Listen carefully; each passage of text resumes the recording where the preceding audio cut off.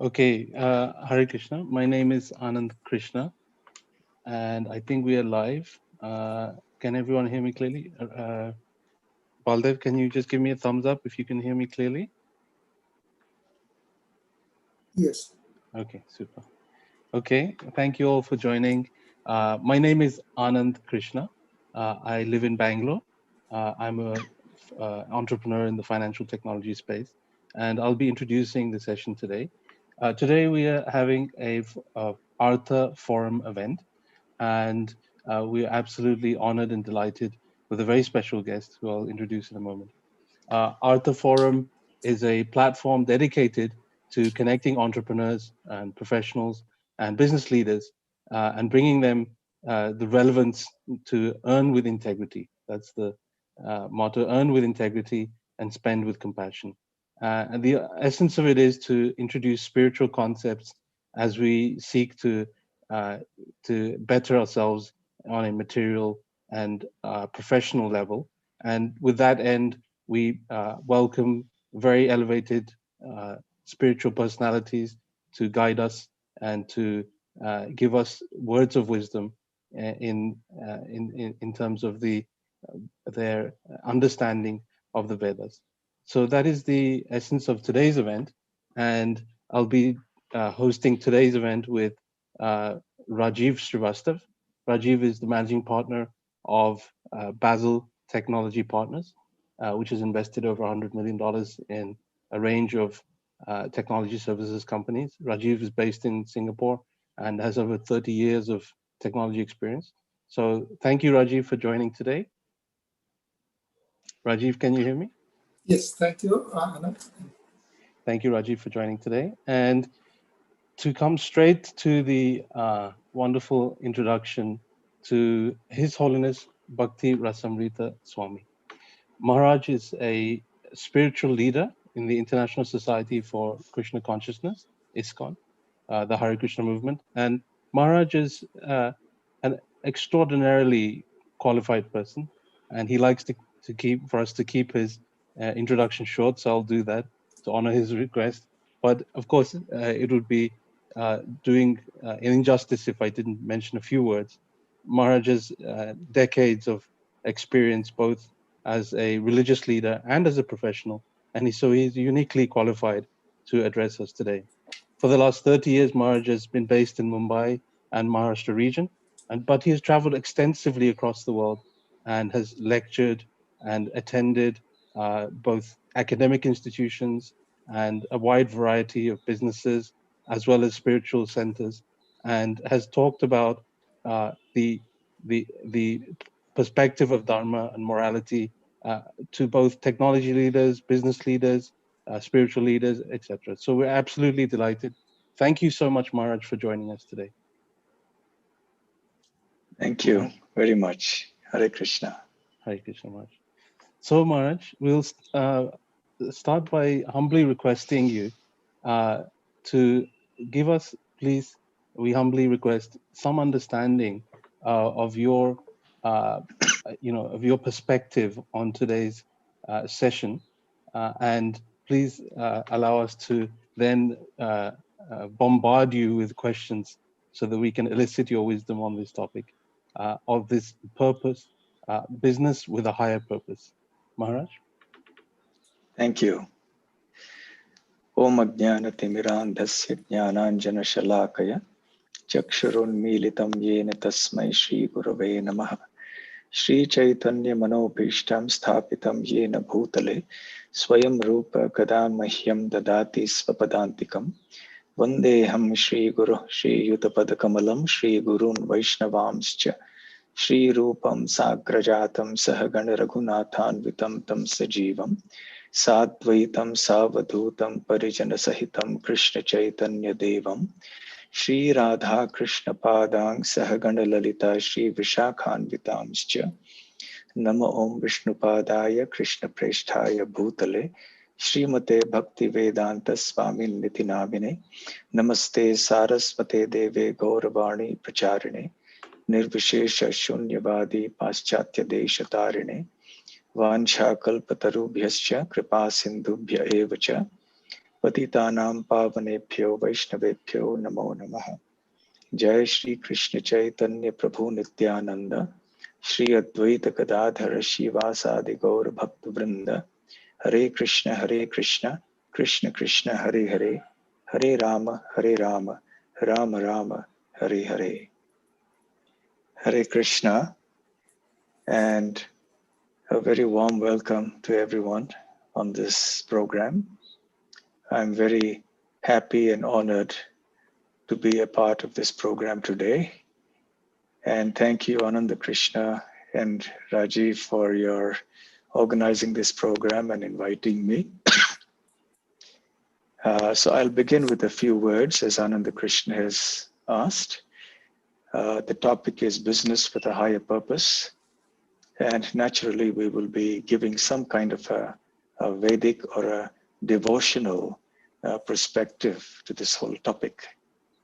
The first thing that I want to say is that business is generally associated with earning money, with the creation of wealth.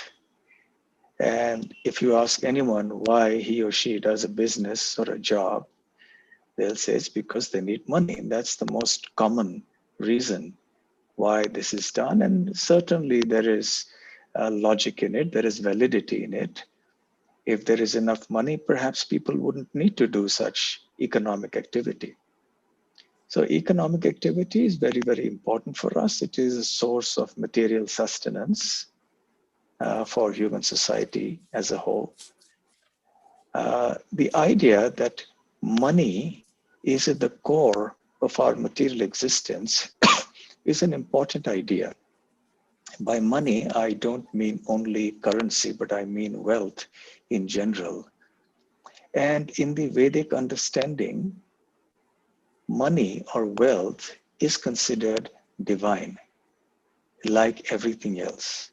Not in the sense that everything, including money, is God, but in the sense that there is a very deep, intimate connection to God. Because all of these things ultimately belong to God. They come from God. And therefore, they must be used in the service of God. So spirituality consists in trying to understand what everything is connected to ultimately. Who is that person to whom everything is connected by virtue of that person being the origin of everything? So in Vedic culture, we refer to the personification of the goddess of wealth as Lakshmi Devi, the goddess of fortune. And we find in India or anywhere those who follow the larger Hindu culture that they revere Lakshmi. And many times you will see the phrase Shubha Labh, or they worship Lakshmi in isolation. The founder Acharya of the Hare Krishna movement of ISKCON, Srila Prabhupada, used to say that it is not proper to worship Lakshmi alone, because Lakshmi, being the personification of wealth, is divine, but unless wealth is used in the service of he who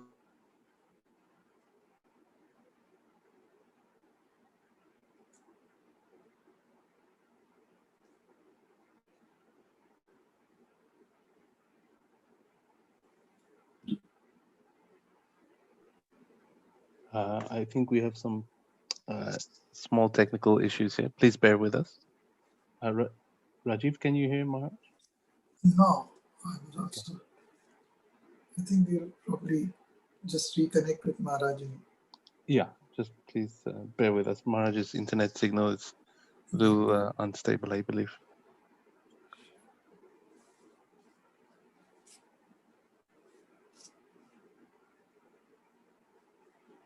Oh, I think we've lost Maharaj here. Probably maybe reconnecting. Okay, Maharaj is reconnected. Maharaj, we can hear you. We lost your connection. there I was think some Maharaj is on. Yeah. We can Yes, hear you Mark, now. we can hear you. You were Yeah. telling us about the concept of Lakshmi Devi before we lost you. Yes. So Lakshmi Devi is the eternal consort of Lord Narayan or Lord Krishna. And therefore, her entire existence is for serving Lord Krishna or Lord Narayan.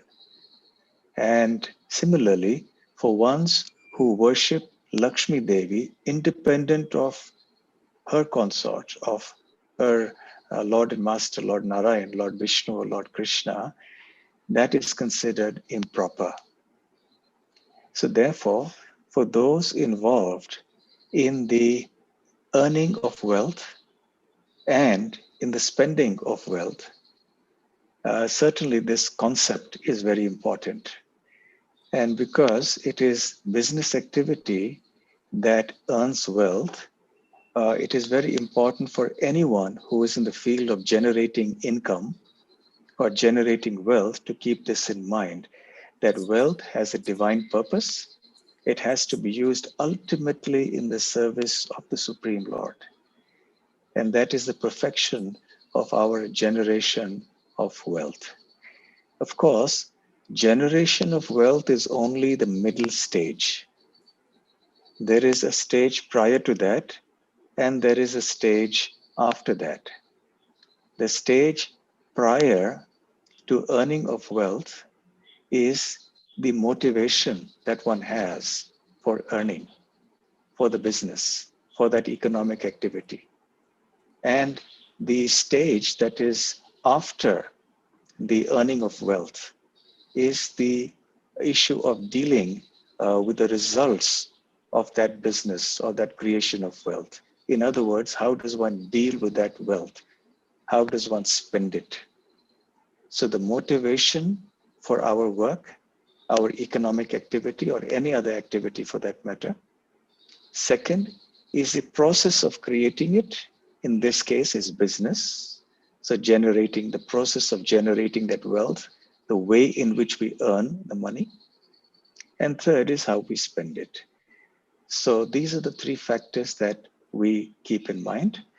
And from the point of view of the Bhagavad Gita, we utilize that one spectacular tool which can be used to understand and analyze anything and everything in the creation. And that is the three modes of material nature: the mode of goodness, the mode of passion, and the mode of ignorance. So for each of these three stages, the motivation for earning, the process of earning, and the spending of that wealth or dealing with the fruits of that work, all of these three can be seen in the context of the three modes of material nature. And ultimately, even beyond the mode of goodness, there is what is called the spiritual platform, which we as devotees of Krishna refer to as the Krishna conscious platform, the transcendental platform, in which everything becomes completely spiritualized: the motivation, the process, and the dealing with the fruits or the spending of the wealth that one earns from business. So this is the broad framework. And ultimately, the highest conception of the wealth and the generation, utilization of wealth is that it has to be done in this consciousness, in this spirit, that one is doing it for the service of Lord Krishna. Spiritual activity is not merely something that has to be done sitting under a tree in a solitary place. It is not something that merely is done in an ashram or a hermitage or in some holy place. It is a 24/7 state of mind and state of activity. Whatever it is that one does, whether as a businessman, whether as a student or anything else, the idea is to dovetail what we are doing in Krishna consciousness. So this is the broad framework for our topic today: business with a higher purpose. So that higher purpose is ultimately to be motivated to serve Krishna in the context of our business, to serve Krishna through our business, then earning money The process has to be such that it is in line with Lord Krishna's instructions in the various scriptures, and then spending that money for his pleasure, for his service. So this is, in short, the framework for the topic business with a higher purpose. So I think we'll stop here because this is largely going to be an interactive session. Yes? Okay, thank you. Thank you Thank so you much, so much. Maharaj. Rajiv, please. Yes, sure. Thank you. So you've really given us the total crux of, the mode in which we need to all think of those of us who are in the field of business. You've given us a very, very concise and very clear guideline as to how we should be thinking. I had one question, Maharaj. We've heard about the story of a wealthy merchant, Krishnadas Kapoor. This was over 500 years back when he was trying to deliver his goods in Agra and his boat got stuck, and he approached Sanatan Goswami, and we can just hear from you how he ended up dovetailing his propensity to building Sri Radha Madan Mohan temple, and what are some lessons that can be derived from from this pastime in today's world. Yeah, he was Ramdas Kapoor. Oh, Actually, sorry. yeah. Ramdas Kapoor, yeah. So this goes back to almost 500 years. There was this wealthy merchant from Punjab who was in a boat going towards Agra to sell his merchandise. Somehow or the other, when he was in the Yamuna in Vrindavan, the boat got stuck in the sand. And so he was in anxiety. He came ashore and he saw this cowherd boy and asked him for help. And the cowherd boy asked him to go and meet a saint who was sitting atop a nearby hill. And so this Ramdas Kapoor went there and explained his problem and begged for the mercy of the saint so that he could be relieved of his problem. So the saint, who was actually Sanatan Goswami, one of our very important acharyas and one of the foremost disciples of Sri Chaitanya Mahaprabhu. So he said, well, I'm just an old man. I'm a renounced monk. I am a beggar. I have nothing here. But if you beg or if you ask Madan Mohan, referring to the deity of Krishna called Madan Mohan, who is nearby under the tree, then he will help you. So the merchant Ramdas Kapoor did that. And very soon there was a thunderstorm. There was a lot of rain. And there was a lot of water that flowed through the Yamuna. And then that released the boat from the sandbank. So the merchant went on to Agra. He sold all his merchandise and made a handsome profit. And he was so grateful for what had happened that on his way back, he halted once again at Vrindavan and he came to meet Srila Sanatan Goswami and offered this wealth to him. And Sanatan Goswami says, well, I'm a renounced monk, so I have no need for money personally. But if you want to give it, then why don't you build a grand temple for my deity, Madan Mohan? And this is precisely what this Ramdas Kapoor did. So he built a very grand structure, Madan Mohan. So of course, in later years, there were substantial modifications that happened to that temple structure. So this is a very famous episode that happened. And that's the history of how the Madan Mohan temple, which is the first temple in Vrindavan, that actually came up. So it goes to show the spirit of a businessman like Ramdas Kapoor. He gave every penny of his profit to Sanatan Goswami to build that temple, and he actually oversaw that. So the important thing is that everybody else is not in a different condition or a situation than Ramdas Kapoor was. We shouldn't think that Ramdas Kapoor was in a great crisis. His boat was stuck. And now that Madan Mohan had released him from that problem, therefore he was grateful and he was doing this act of charity. But factually, that is the situation of every single individual in the material world. We are all stuck in the sandbanks of this river of material existence. Somehow or the other, we are all stuck and in dire straits with birth, death, old age, disease, and so on and so forth. So therefore, we also have to pray to Madan Mohan to release the boat. And the boat, metaphorically, is the human body. In the Srimad Bhagavatam, the human body is compared to a boat, which is meant to cross over the ocean of material existence. So our boat of the human body is also stuck in the sandbanks of the river of material existence. And by being stuck, I mean that we are all in material consciousness and we have forgotten the ultimate goal of our life. And therefore, we see everything from a selfish point of view, including business. So we think of business as only something that is to be done for self-aggrandizement, just for my own development and pleasure. Whereas business, like any other activity as described by Krishna in the Bhagavad Gita, has to be done only for Lord Krishna's satisfaction and pleasure. So this is the proper expression of gratitude and the right situation of a person in knowledge. Thank you, Maharaj.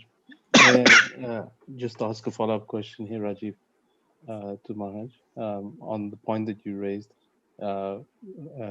Maharaj,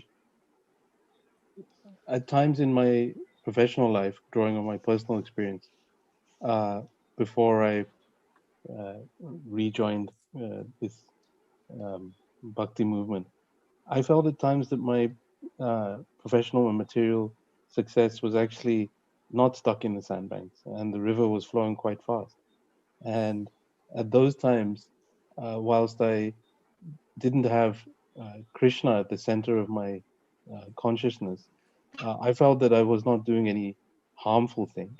I felt that I was in a perfectly normal sense of mind and thinking of the world around me and thinking of others and even doing some charity. Maharaj, can you please guide me? When we see around us today, there are so many philanthropists who seemingly are incredibly successful and are still doing charity in a phenomenal way. Can you guide us, Maharaj? What is the understanding from a Vedic perspective of being in this plain sail in this smooth sailing, and how do we reconcile that with what you've instructed or what have you've guided us on consciousness? Actually, there is never any smooth sailing in this material world. There is at best a temporary lull, a temporary reprieve from the effects of the storm. So the peak effects may not be perceivable at a given point in time, but one has to be sure that it's there. And one has, just as it's the lull before the storm, they say, there's a proverb like that. So when things go very smoothly, we should not become complacent. We should not think that because everything is going smoothly now, it isn't, but because we think like that. But we should be cautious that indeed the storm is coming in various ways, in more ways than we can foresee and imagine. The COVID-19 pandemic is just one glaring example in the recent times. And ultimately, at the end of it all, everything is going to come to an end in terms of this body. So all that we are striving for is going to get finished.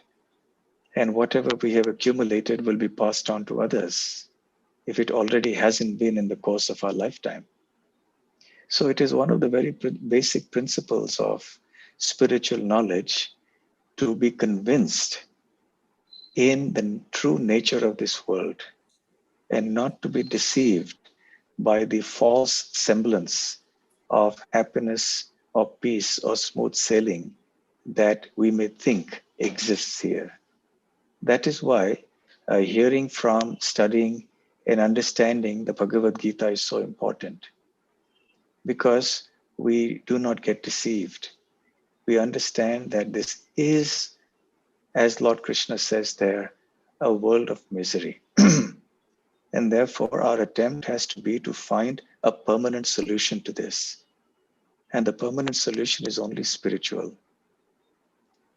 But because we cannot just sit and perform what is conventionally considered to be a spiritual activity, like worshiping or chanting the names of God or something all the time, 24 hours. And because we have needs, we have to maintain ourselves, our families, and so on. So we have to do all these other activities. So Krishna consciousness teaches us to dovetail every single activity that we do in Krishna's service. And then sometimes we know that there may be a time when the storm is not as strong, and sometimes it's very strong. But even if it's stormy weather, we will still sail through, even though it's challenging, because we are rooted properly in Krishna consciousness.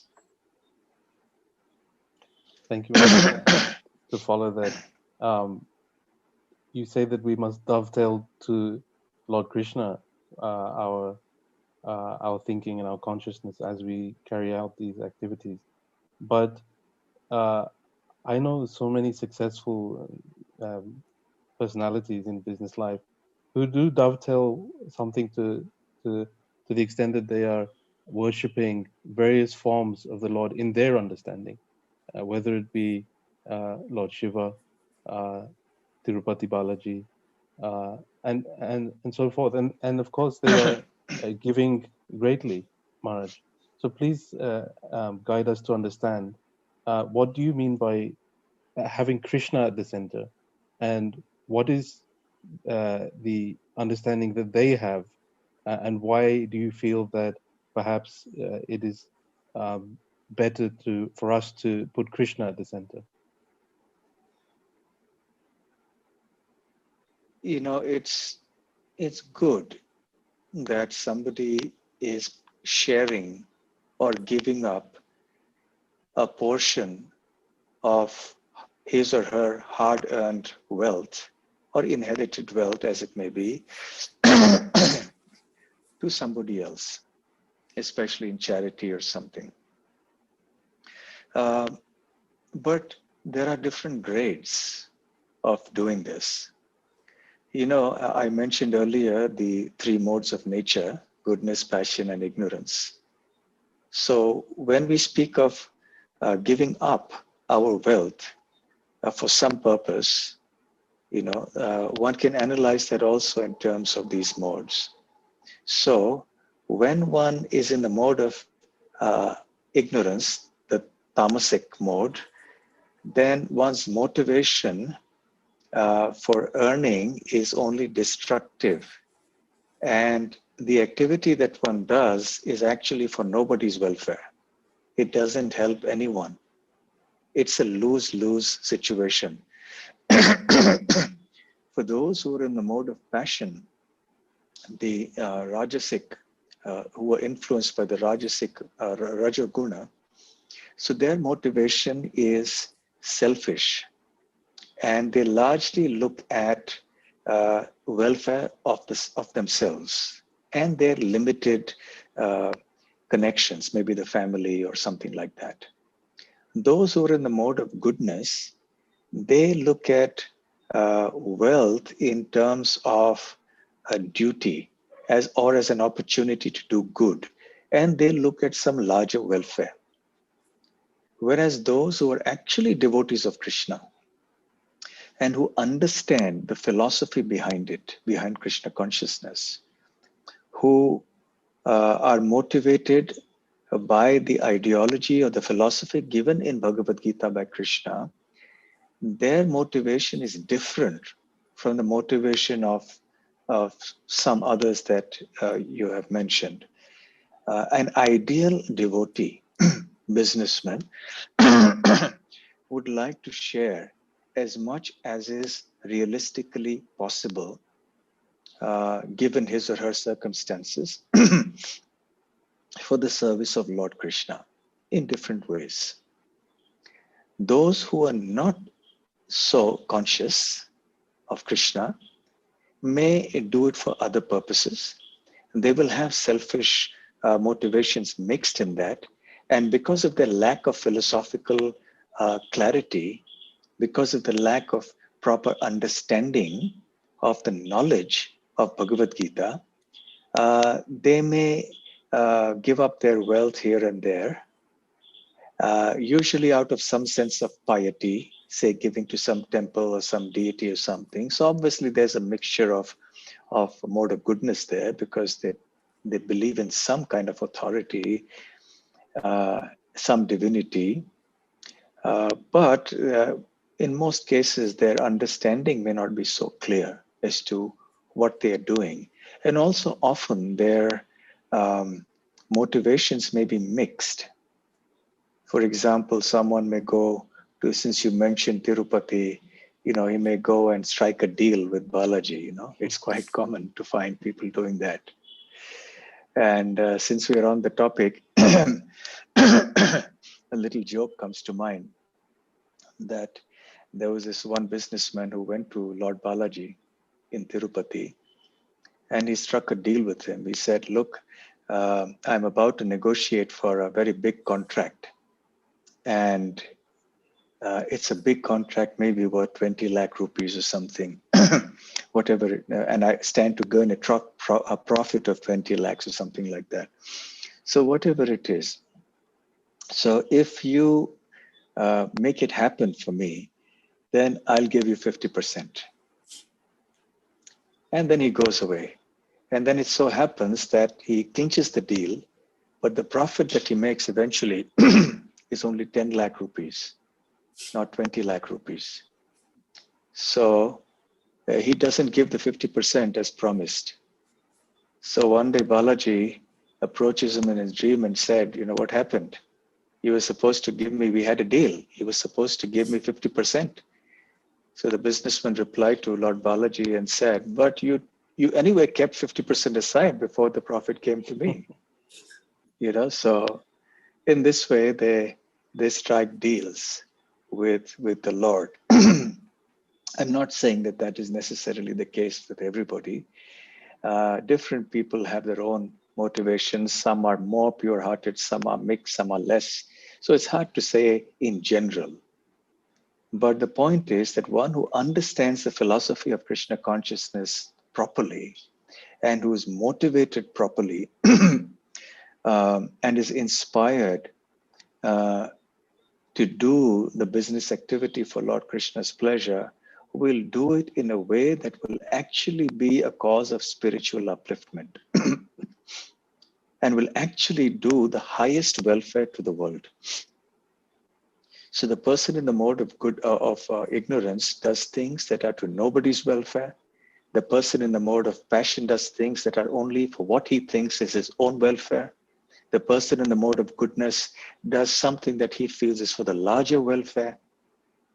But the actual devotee of Krishna working under bona fide guidance does things which are for the highest welfare of all. This is the philosophy of Bhagavad Gita. Others, each person would be at a station where he or she will be mixed. There'll be some mixture of sattva, rajas, tamas, perhaps some Krishna consciousness as well. So each is a case that is separate and has to be seen individually. Thank you, Maharaj. And just last point on this thread before we ask Rajiv to continue into other threads. You explained very nicely about giving in piety. And then I think you touched on giving in humanity. Please explain, Maharaj, what do you mean about when we give for the larger welfare you mentioned? And if I don't give necessarily, say, to a temple, but I give to, let's say, a charity like Oxfam that is doing so much work for humanity, in my perception, is that also not in that mode of for the larger welfare? And do I not gain spiritual credits for that, Maharaj? That kind of charity is noble work, but it is on the noble material platform. It's still material. And therefore, the results will also be material. So one will obtain benefits that may be substantial in accordance with what kind of charity, etc., has been done. One will definitely reap benefits, but that will only be material. So, material philanthropy or altruism cannot yield spiritual benefits. So, it is a noble act, as I said, but one must distinguish between material acts, however noble they may be, and spiritual acts. Material acts bind us to the cycle of birth and death, whereas spiritual acts release us from the bondage of material existence. Thank you.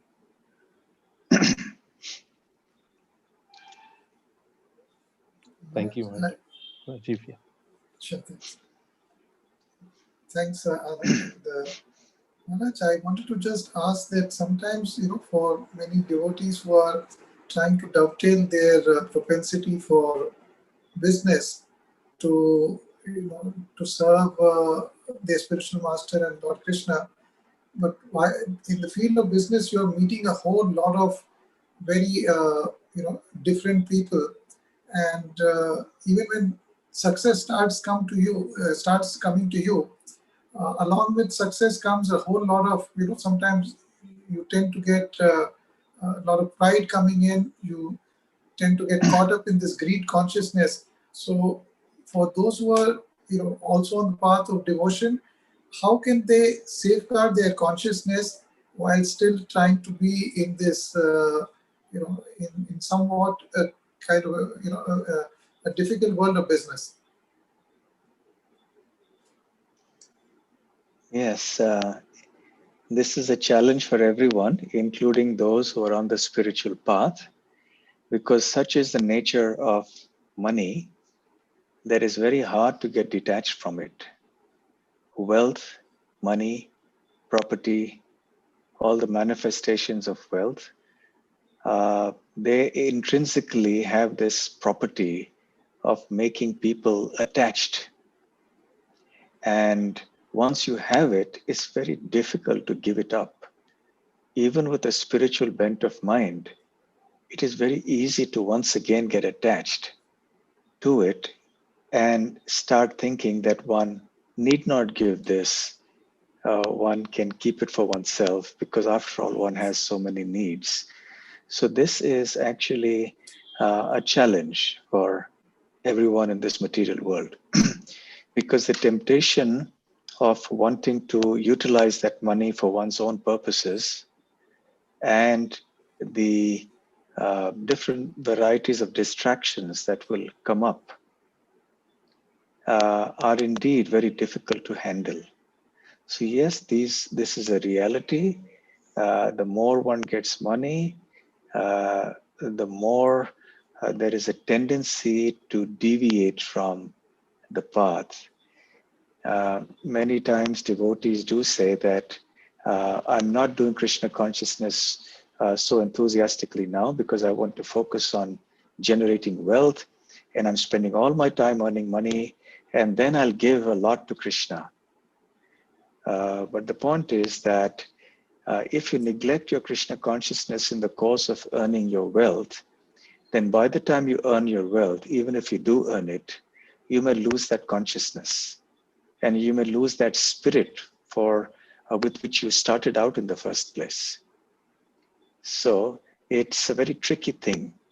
Therefore, one has to be very firmly rooted in Krishna consciousness. And one also has to be in association of those who are similarly minded, so that in case we do get a little distracted by all the trappings of wealth, you know, the power, the prestige, the goods, and other things that come with it, it is very easy to get carried away. So one has to remain focused with the help of like-minded devotees. And of course, perform our spiritual practices very strongly. Marge, on that As point, you said, that because when you do business, you have to interact with all sorts of people. And you're out there in a world that is perhaps cutthroat, perhaps there are people with whom you can't discuss any spiritual topics, and you have to be with them because that's what the business demands. And that can drain the spiritual energies and enthusiasm of the devotee. So one has to compensate for that by spending more time in spiritual activities and in associating with devotees, so that one may remain charged. thank you, Marge, on this point which Rajiv was asking. And you've explained so nicely about association of like-minded devotees. If we struggle to attend temple, especially in these times of COVID, where many have not even left their homes in 6 months, how do we seek such association that keeps us strong in this course of the consciousness that you highlighted is so important? Well, nowadays we have technology, and this is how we're associating with each other right now. Even as I speak, we are all there with each other. And we can associate through the facilities that modern technology gives us, the telephone, the email, and so many other things. And at the same time, there are also opportunities for physically meeting where it's safe enough to do so. There are many devotees who do meet up, and although they take precautions. So with whatever limitations we have in our situation, we should try to get association. That's very, very important. Thank you. And on that point, how it's very difficult, I've experienced in my professional life, to balance that association with the demands of work, as you mentioned. I'll give you a small example, Marge. Recently, I was requested to come by a long-term business associate to a dinner function, and I knew how it would be. It will be things that I don't really, associate with normally, things that I don't eat, things that I don't drink, things that I don't like to spend so much time with. But I knew that it was quite important to my work that I attend that event and to that relationship with that individual, which I've held very dearly. Marge, so here was a demand which would take me through from perhaps 7 p.m. till 10:30 p.m. And I felt it was so important that I did attend, and lo and behold, it's everything that I expected. But ultimately, I felt I could stay strong in Krishna consciousness by knowing that I'm there for a specific purpose. Is that consciousness incorrect, Mars? Thinking that I can shield myself from such influences? Not that there's anything necessarily wrong with those events. I'm not accusing people of anything. I'm just saying that it doesn't suit me in my mode of Krishna consciousness, as you've explained nicely. Well, one of the principles of Krishna consciousness is that we have to try to avoid the association of non-devotees as much as possible. But obviously that is not possible completely, because for one who is earning his livelihood outside, in a job or in a business, you do have to interact with people of the world. And the compulsions of business may force you to attend certain events, which otherwise, as a spiritually minded person, you wouldn't like to. So I would say that first and foremost, try to minimize all such occurrences and events to the extent that is actually possible. If it is avoidable, that is the best. Only if you feel it is really not avoidable and that the price that you will have to pay in terms of your livelihood, your source of livelihood will be very significant. And if it is occasional, then you might take a chance and do it. But if you are taking adequate precautions by chanting your rounds nicely, by associating with the devotees before and after these events, then I guess it's something you may do very carefully, very selectively. Although ideally one has to avoid it, but as I said, we are living in a practical world, and if that is what you need to do, so be it. But then take care. Actually, the source of livelihood also has an important bearing on our consciousness.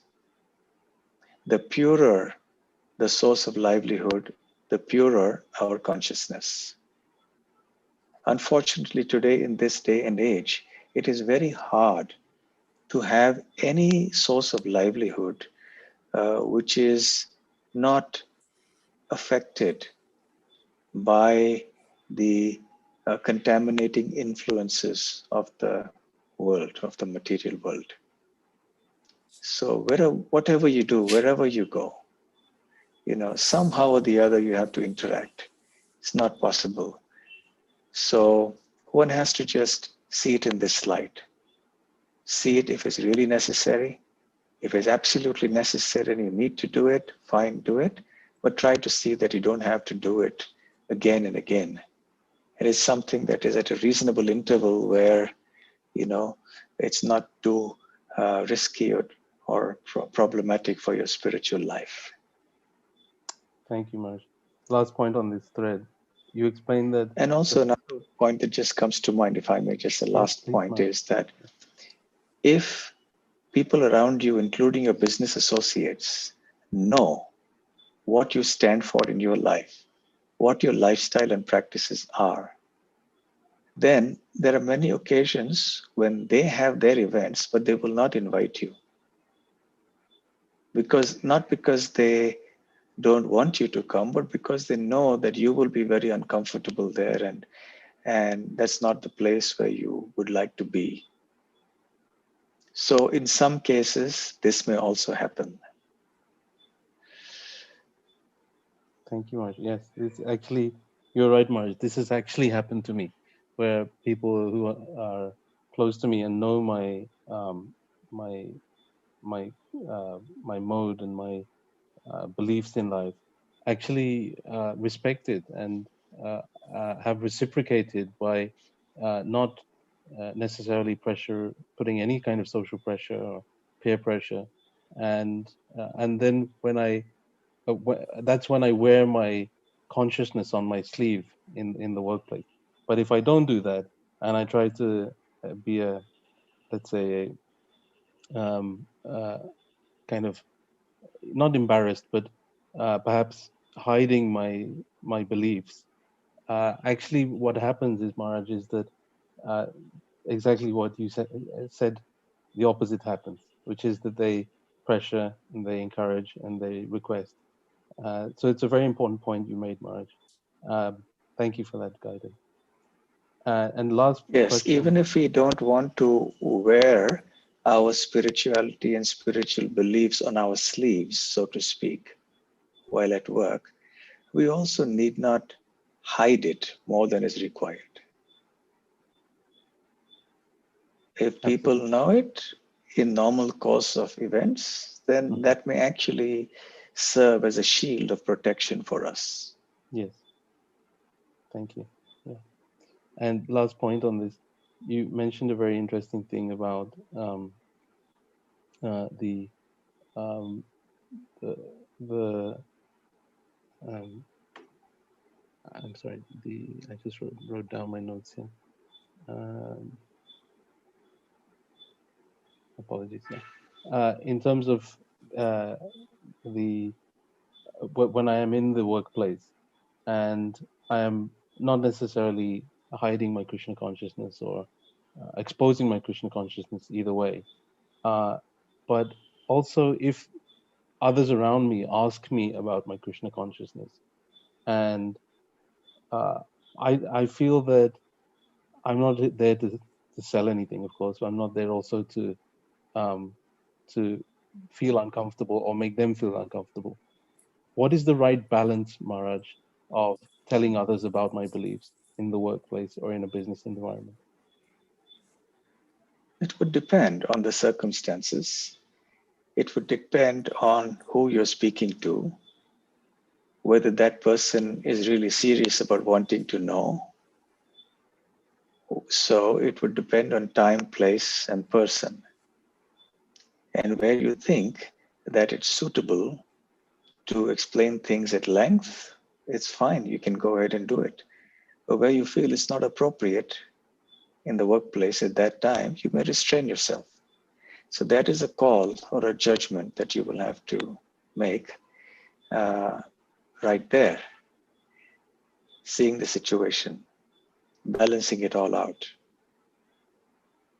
And I know of many, many devotees, and I'm sure you do it as well, that they even utilize their workplace to at least some degree for speaking to people about the message of Bhagavad Gita, because it happens automatically. Even if you don't actually go out of your way to do it, somehow or the other, because people know about it, know about your Krishna consciousness, they will come up to you and start talking to you about it. Because it becomes very apparent, very obvious. You don't drink tea, you don't eat meat, you don't do so many things that they do. So automatically they get to know and they will come up and start talking sooner or later. Thank you, Raj. And Rajiv, I think we have some questions streaming in as well. Sure. So we have... Yeah, you can take that question. Yeah, sure. Someone asked about the motive. Yeah. Yes, there's a question here which has come from the audience, Maharaj. What should be the motive in mind whilst doing business? And I think you've touched on this, Maharaj, but please give us in a nutshell. What should be the motive in mind while doing business? So, bhakti is the highest motive. If one is a devotee of the Lord, one is a sincere devotee, ultimately one wants to do the business in order to facilitate one's own Krishna consciousness. Now, in order to do that, naturally, one has to be very efficient and professional in the way one runs the business. So, having bhakti as a motivation does not mean that one is neglectful of the basic ways and means that a business needs to be run in this world. One has to do what it takes. But the motivation has to be that I'm doing this as an offering to Lord Krishna. And then after that come the other two questions, the process of earning the money, and then how we spend the money that we earn. But as far as the motivation is concerned, for a devotee of the Lord, this is how one has to see it. And yes, ultimately, people may think that I'm doing a business because I need to earn a livelihood. Yes, but why does one need to earn a livelihood? Because one wants to survive in a reasonably comfortable condition. And why does one want to live like that? Because one wants to become Krishna conscious. So if one sees that ultimate connection with Krishna, even at the back of the mind, if not at the front of the mind. I think that itself is an excellent motivation. And as far as the motivations in the mode of ignorance, passion, and goodness, I did briefly allude to that earlier. Yes. Thank you much. Rajiv? We wanted to request the audience in Zoom, if they would like to ask Maharaj a question, they can unmute themselves and turn their video on and ask. Sham, if you're there, you can ask, or Hasim, you may have some question. Please feel free to ask Maharaj. Yeah, if I can ask a question to Maharaj. Yes, sure, Asim. Maharaj, you mentioned that when you are doing physical acts of charity, that still kind of keeps you in the physical realm compared to doing spiritual acts, which bring you closer to the spiritual consciousness. Can you give us some examples of some tangible examples of what those spiritual activities might be? Okay, thank you, Asim. The activities that are considered spiritual, we call them Krishna conscious, which means like chanting the names of Krishna, reading and hearing and speaking his messages like Bhagavad Gita, the Srimad Bhagavatam, and so on, and participating in any program that essentially involves practicing and propagating this practice, worshiping the deity of the Lord, doing anything in connection with the whole spiritual practice, all that is within the ambit of Krishna consciousness. So when one does something for that, then one gets a spiritual benefit, meaning that one gets relatively freed, one gets proportionately freed from the bondage of the cycle of birth and death in this world. One gets freed from the bondage of karma, of action and reaction in this world. When one performs material activities, they may be of two kinds, good or bad. So the noble acts of charity are good activities, but they're material. So one will have to take birth again. And then one will enjoy luxurious life and have material happiness because one did a lot of material good previously. If one does something very bad from a material point of view, then one will receive the result in terms of a lot of suffering and various kinds of misery, economic deprivation, and so many other things. So materially, whether one does good or bad, the only difference is the results will be good or bad, and they will all be temporary. And once the results of the good acts have been exhausted, one is back to square one. In spiritual activities, that is not the case.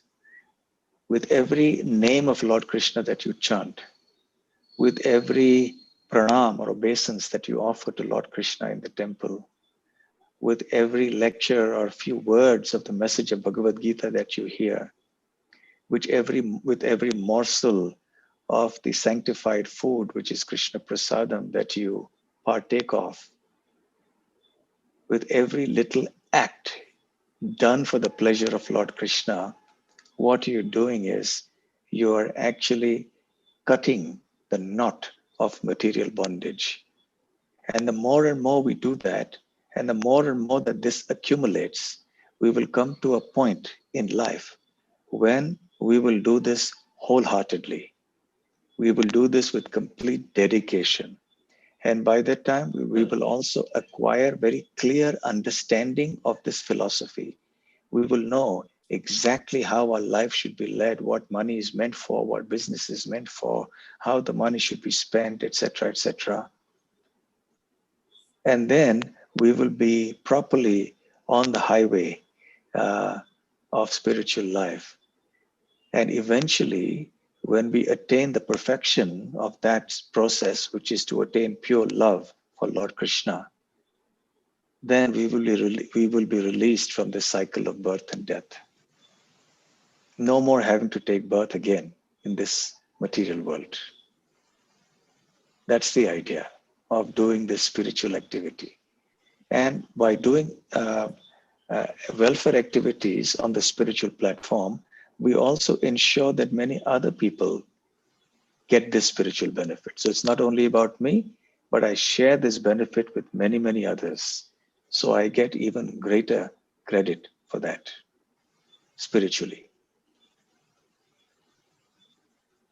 Could I ask you about karma yoga, right? Like where you do the actions, but you're not attached to the outcomes of those actions.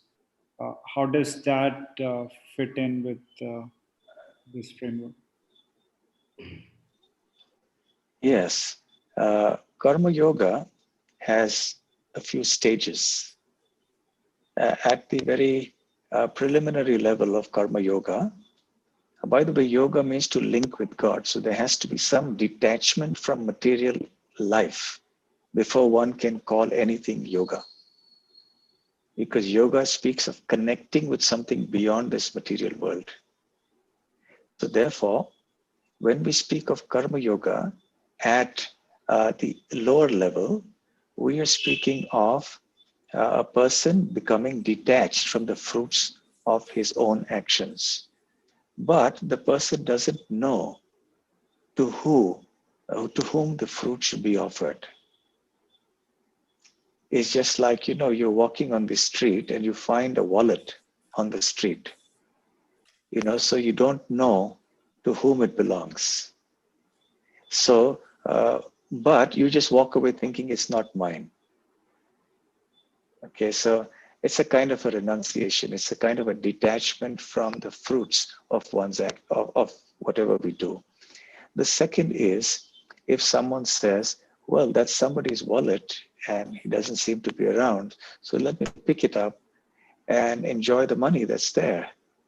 So he picks up the wallet and takes the money and spends it for himself. So that's like somebody who is not a yogi, who is a bhogi. A bhogi is one who enjoys this material world. But ultimately, everything is the property of Lord Krishna.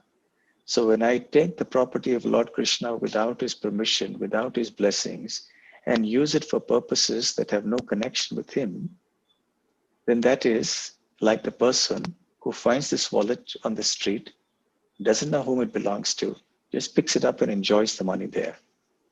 The third is the person who picks up the wallet and looks at some identification card or something, and then traces out the person who actually owns it and returns it to him. So that is the devotee. That is the genuine spiritualist. That is when the Karma Yoga transforms into Bhakti Yoga. So at that stage of Karma Yoga, one understands that the fruits of my actions are not meant for me. Yes, that's true. But who is it meant for? It's meant for Lord Krishna. It's meant for his pleasure. So now in my understanding of Karma Yoga, I have evolved from the lower stage to the higher stage. In both stages, the Karma Yogi is detached from the fruits of his actions. But in the first stage, he is not aware as to who the actual beneficiary of those fruits is. In the higher stage, he becomes aware. And at that time, then he starts sharing the fruits of his activities or offering a part of the fruits of his activities to Lord Krishna. So that is the higher stage of Karma Yoga. And then when one goes further, one understands that actually everything I do should be for Lord Krishna. It's not that I should share only a part of the fruit of my action. So I should do everything for him. And that's when the question of offering the fruits disappears. You offer the action itself. So everything you do is meant for him, for Lord Krishna. So that is the stage of Bhakti Yoga. Right? So one has to move from at least to the level of Karma Yoga and then to this level. But one need not go through the entire process, one can directly come to Bhakti Yoga in the association of devotees. Thank you so much. Okay? Thank you. I wanted to just request Bala and Mazaji from Brazil who have joined us. Bala Prabhu, you had some question. You may want to just ask that. You don't have to turn the video on. Hare Krishna. Well, thank you. We turned the video on. You may hear the children scream, but that's okay. Hare Krishna Maharaj. Hare Krishna.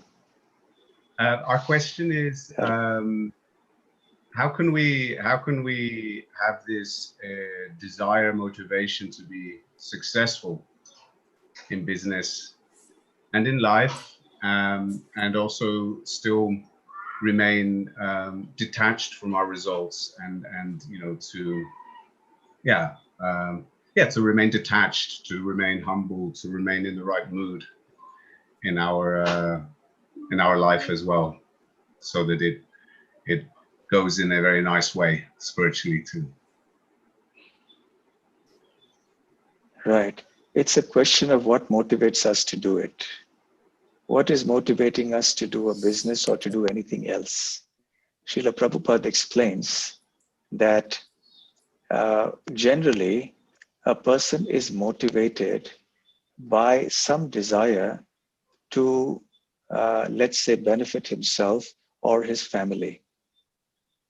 So the driving force that compels him or impels him to do a certain activity like a business or a profession or a job is that he wants to get the fruits of that labor, which is the money that he earns at the end of the month, and then use it for the pleasure of his family. So that force which drives an ordinary person in the world to earn money for the family or for prestige or for whatever reason, it's also a kind of a rasa. Prabhupada uses the term rasa.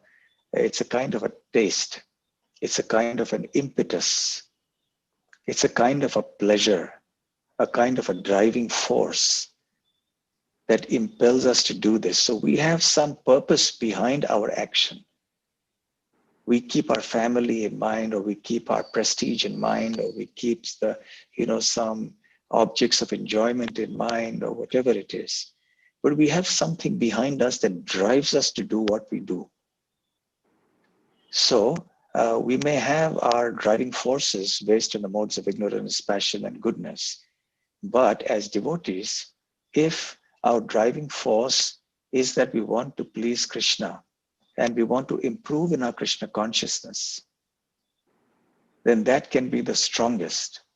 Of course, we know that as householders, perhaps now you have to earn a business to maintain the family. So when you are looking for money, you're looking for money so that you can maintain your family, so that you can do your Krishna consciousness peacefully, and so that you can become a pure devotee. And all your family members can become pure devotees. So at the end of the reasoning, it's ultimately you want to do it for Krishna consciousness. So even though you may have the nature of a businessman or you may not, a businessman by nature will be driven by his own svabhav or nature to do that business activity. Because it's his nature. Like Arjuna was a kshatriya, a warrior. So his nature was to fight. And since he was withdrawing from the fight, from the battle, Krishna cautioned him that even if he did withdraw at this time, at some point in the future, his nature as a warrior would drive him into some other kind of a battle somewhere else. So he might as well fight for Krishna's satisfaction. So similarly, if somebody has the nature of doing business, he will do business anyway. He will do it in some way or the other. And if that business is required to earn money to maintain the family, to become Krishna conscious, then that is the perfect dovetailing of the nature of a businessman in Krishna's service. So that can be the highest motivation at the end of the day. Keeping Krishna in the center, keeping Krishna in mind when one does that. Thank you much. We have one question here from,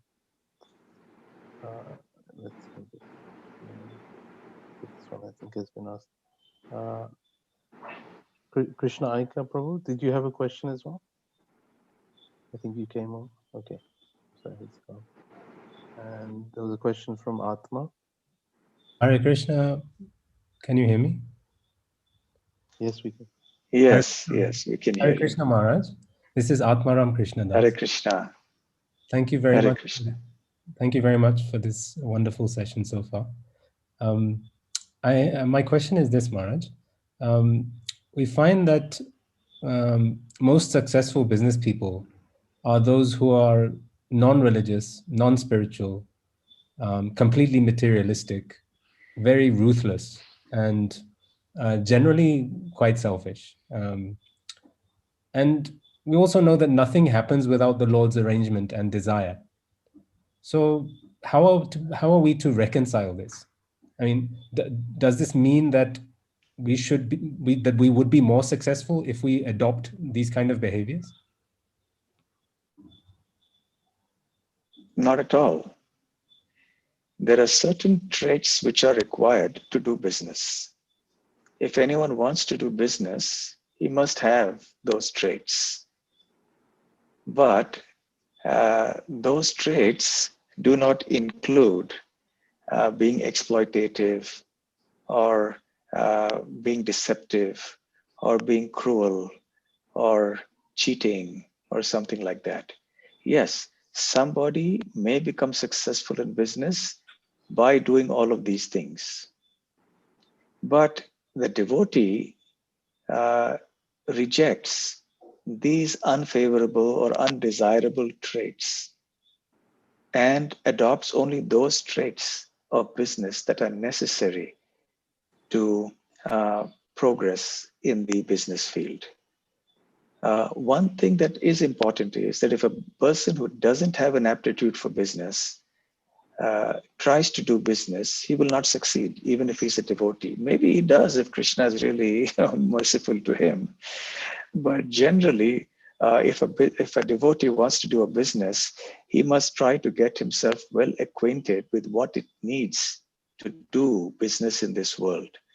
Inasmuch as if someone wants to be an engineer, he has to make himself acquainted well and train himself up as to what it takes to be an engineer or a doctor or anything else in this world. So the basic traits of what it needs to be a businessman, that one must have. And if that involves sometimes being a little, shall we say, assertive, I wouldn't say aggressive, but I will say assertive, then so be it. Because sometimes if one is not so, then there is a chance that somebody else may take undue advantage of us.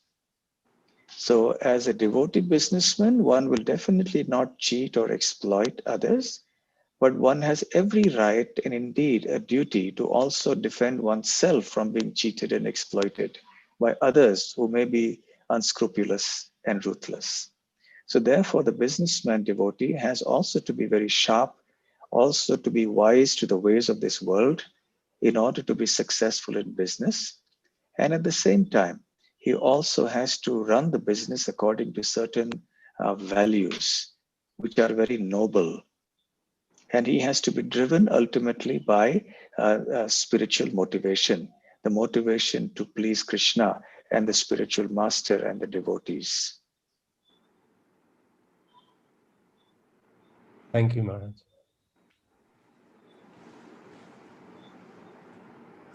Krishna Eka Prabhu, thank you for joining us from Boston. Did you have any question? Krishna Aika Prabhu, you're on mute, please. Yeah. I'm listening to everybody's questions. If my question will be covered in that, there is no necessity of me asking questions. So in that perspective, Maharaj, thank you for answering everybody's questions and with your wisdom. I have one question, Maharaj, that related to giving a charity for a material purpose as well as higher purpose. Like take example, a lot of devotees, we may call them as Krishna devotees or other demigod devotees. They give charity like a businessman. They don't have time to do the any spiritual activity on their own. A lot of devotees give charity in Tirupati kind of holy places. So they don't have time, and they also have everybody has their own intentions why they are giving that charity, that spiritual charity. And in the process of that, funds may spent or may not spent in a right fashion. So a pure devotee, a Krishna conscious devotee, he may feel that my funds, my Lakshmi is not being spent in a right fashion, but I don't have time to do myself. So your intention is pure to give spiritual charity, but you may see that it's not getting spent in right fashion. So how do you what do you suggest, what percentage of time we have to spend ourselves doing that activity to satisfy your consciousness, that I'm doing well, good service to Krishna, rather than giving it to somebody and they don't perform. Maybe sometimes everybody, as we know that everybody at different levels of consciousness,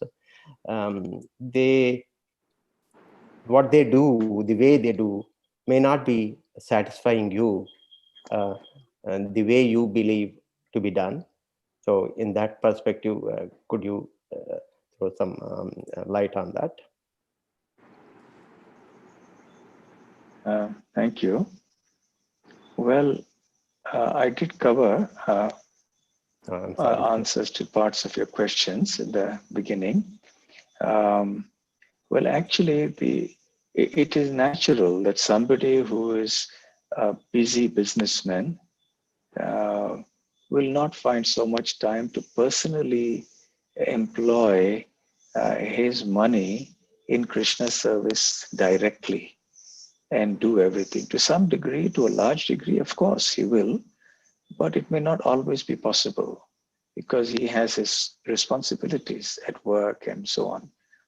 And however, if one is connected to sincere devotees of the Lord, and one sees wonderful examples in front of us, then definitely there are avenues open where one can share one's wealth in a way that will be helpful for ourselves as well as for the world at large, because it will be used for Krishna conscious purposes, for the highest welfare work. So there will always be opportunities. But at the same time, you have made an important point that there are many people who want to give, but they are not confident about where they should give, because they're not sure whether the place they give to is the right place or not. So when you are connected to genuine devotees, then you understand what they are doing, how they do it. You will get confidence, and then you share your wealth now with your newly acquired confidence and understanding. Thank you, Maharaj. Thank you, Maharaj.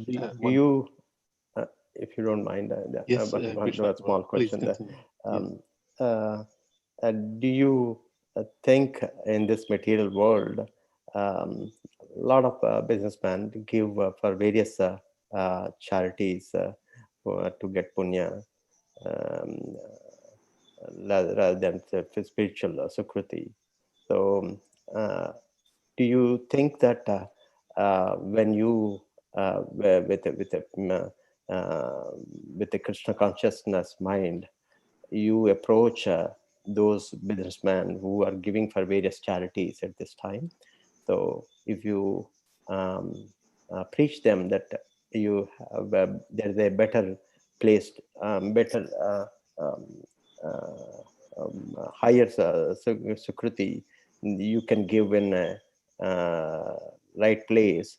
You get a spiritual benefit rather than material benefit.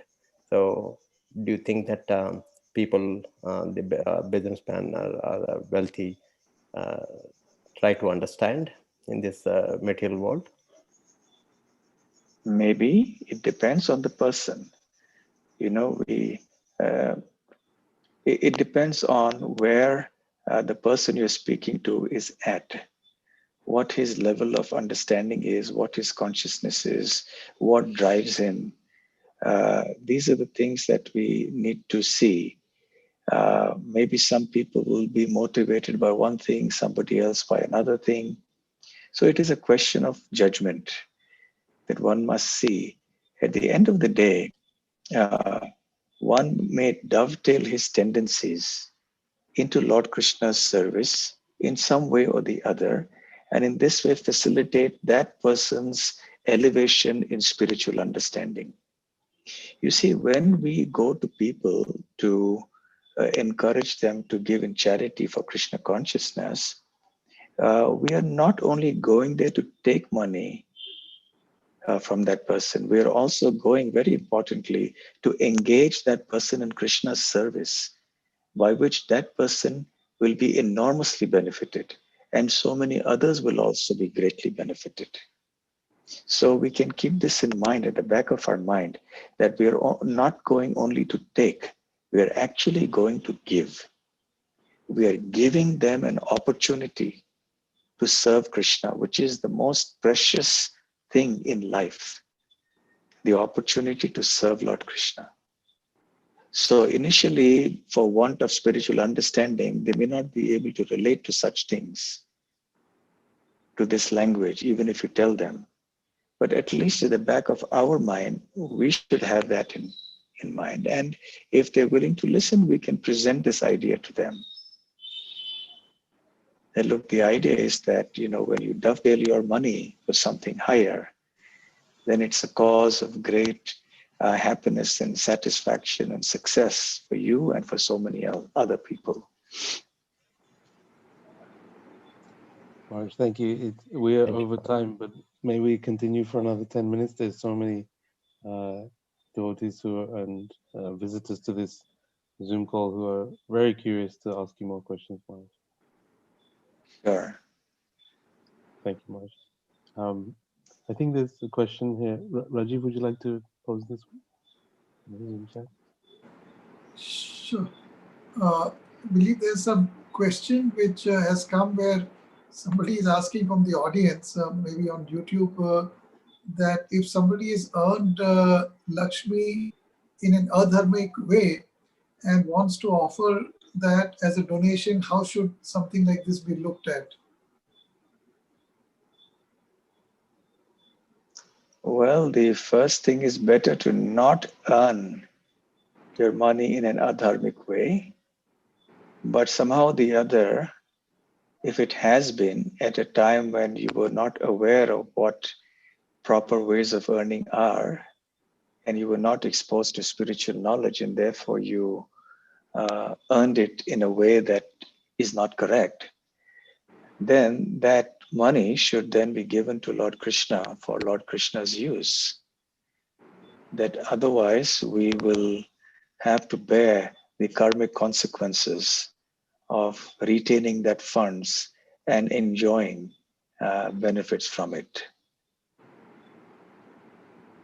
So if we offer it to Lord Krishna, then that is much better.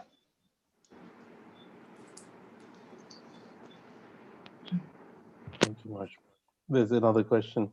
How should devotees of Lord Krishna invest money in the market for future needs?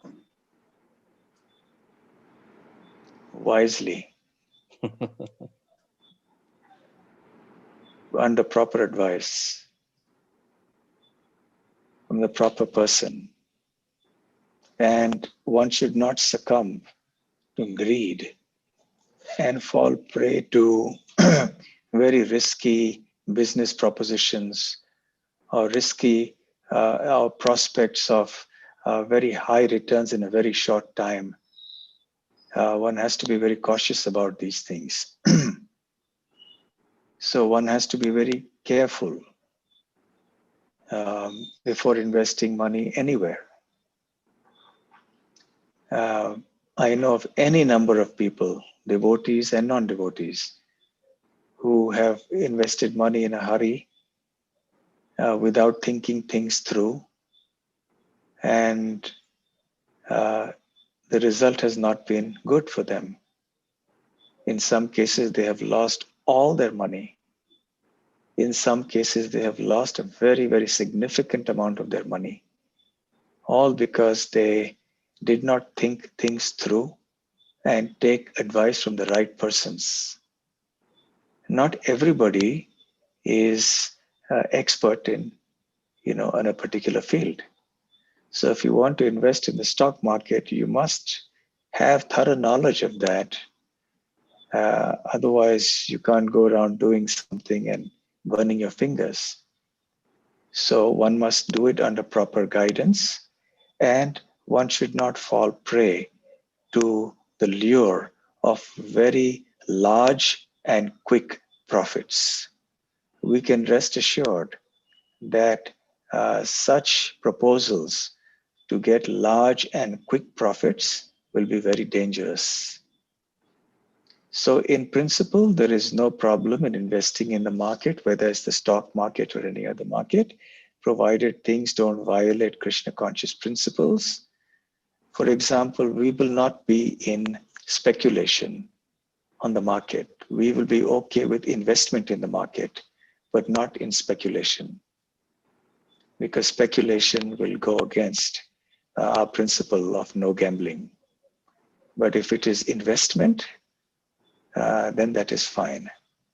And if that investment is done with a long-term motive, but there is sudden changes in the market and you sell it after a very short time or something, it still would not be considered speculation. It will still be considered all right as a bona fide investment, because your intention, your motivation was long-term investment. But because of certain changes and situations, you had to take a last-minute quick decision. That is a different thing. So what is important is your initial motivation, your intention, and how you go about things. So things should be done wisely, carefully. I think Ananda Krishna, you mentioned in the beginning, earn with integrity and spend wisely. Is that it? Is that what you said? Spend wisely? I think, are you, let me just... You used a phrase like that right in the beginning. Earn with integrity, spend with compassion. Okay, spend with compassion, That is the Artha right. form. And invest with wisdom, you can say. Okay. Earn with integrity, spend Because that's with very compassion. important too. Yes. Invest with wisdom. And invest with wisdom. Thank you, Maharaj. I will write that down. Okay. And just on that point, Maharaj, you mentioned about speculation. If we are confused whether something is speculation or not, how do we proceed, Maharaj? Look at the basic philosophy of Krishna consciousness. If you get your answer there, fine. If you don't, consult with devotees who are knowledgeable and who would be able to offer some advice on this. Understood. Thank you, Maharaj. And one more question has come on the Zoom, Maharaj. And I think we'll slowly draw to an end here. When Srila Prabhupada started printing Back to Godhead, he didn't have any money. But still, he didn't give up because that was his mission. When the yatra is very poor, should the devotees try to do some simple programs? Yes. You should not bite off more than you can chew. You should not eat more than you can digest. And if you try to do things that are so far beyond your financial capacity that it is unreasonable, then you end up putting yourself in enormous stress and enormous risk. And then your spiritual practices, your consciousness, your health, everything suffers. So it is just more practical and prudent to go step by step, not expecting everything to happen overnight. We have to be patient and industrious, but also patient. And step by step, we go. As we progress, then we can go for bigger projects and so on. Understood. Thank you. Rajiv? Okay. Yes, Maharaj, thank you so much. We won't take any more of your time. We really, really are deeply thankful, and people from all over the world who we are thankful to all of you for also giving us your time. And Maharaj, a lot of what you said is extremely relevant, and we will try our best to implement it in our life. Thank you so very much for your time. We are sorry we've taken a little more of your time. We are really grateful to you for guiding us and leaving us with principles that we can very deeply try and imbibe, and then try and stay safe in trying to be in the field of business, but do it with the vision to serve the spiritual master, serve Srila Prabhupada's mission, and try to try to imbibe the mode of seva and service in everything we do. Any last words from you, Maharaj? Otherwise we can just wrap up.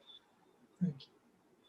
No, just a word of appreciation for what all of you are doing in trying to raise this awareness amongst people who have their own enterprises, and to create this consciousness of a noble business, doing business for a higher purpose.